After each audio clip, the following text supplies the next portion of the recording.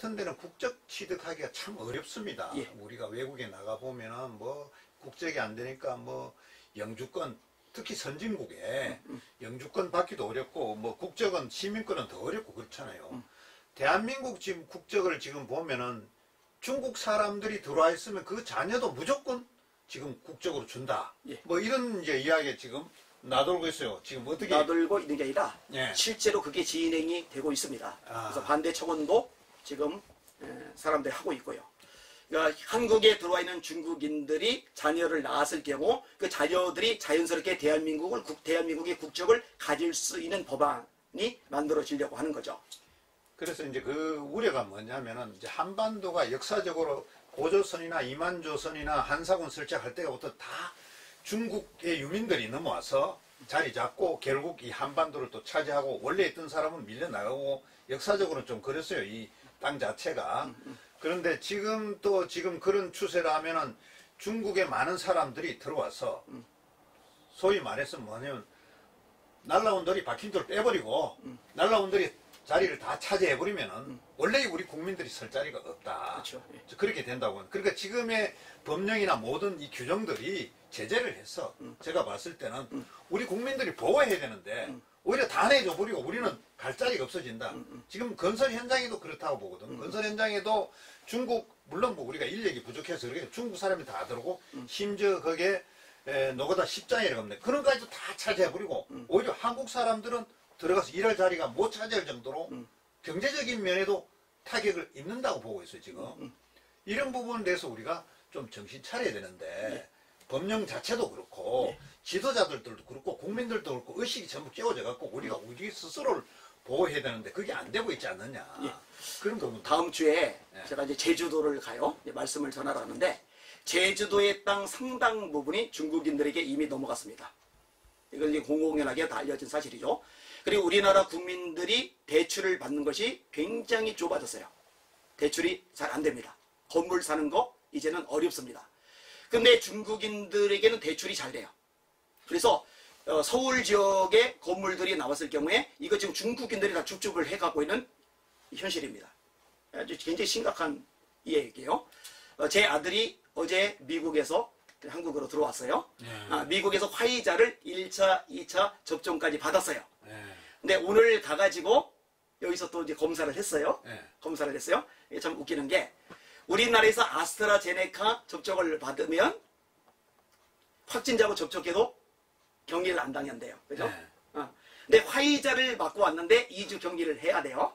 근데 중국인이 제 아들보다 먼저 이제 받았는데 그 중국인은 지금 이제 들어왔잖아요.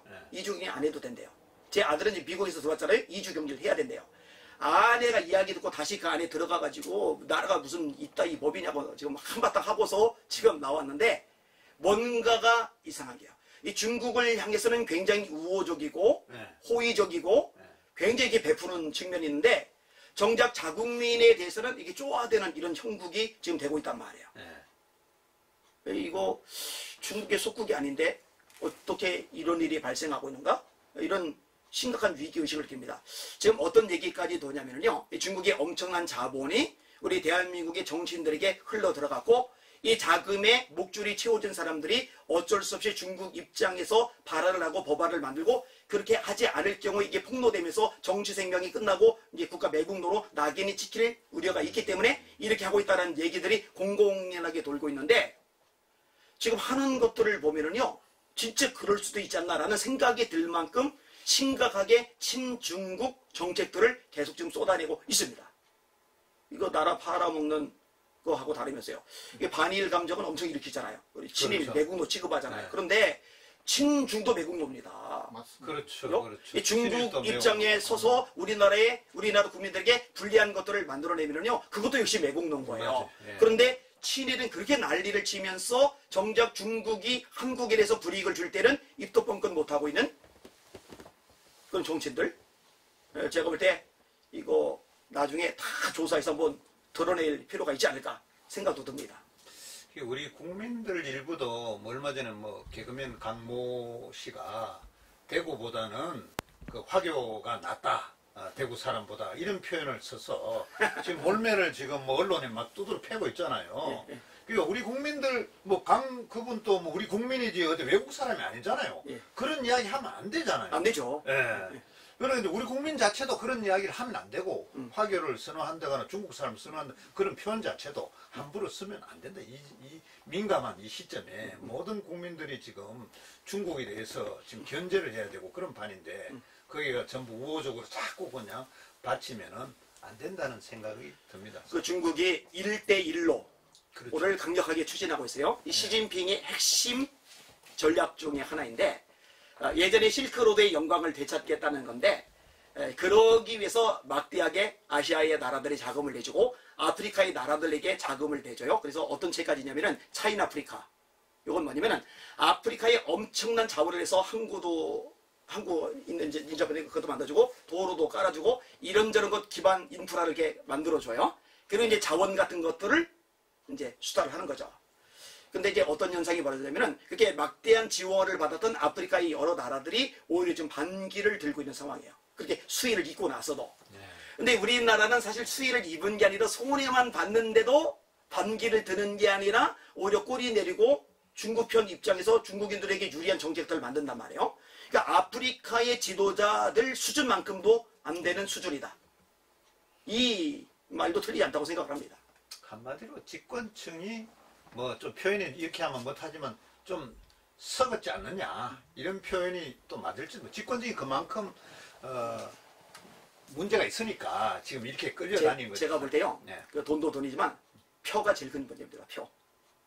이번에 서울시장 할 때도 그 박영선 후보자가 그 중국인을 연단에 세웠었잖아요. 네. 그죠? 그리고 중국 국적을 가지고 있음에도 불구하고 또 대한민국 국적까지 가지고 있어도 표를 행사하는 사람들이 생각보다 많아요. 그 표가. 이중국적입니까?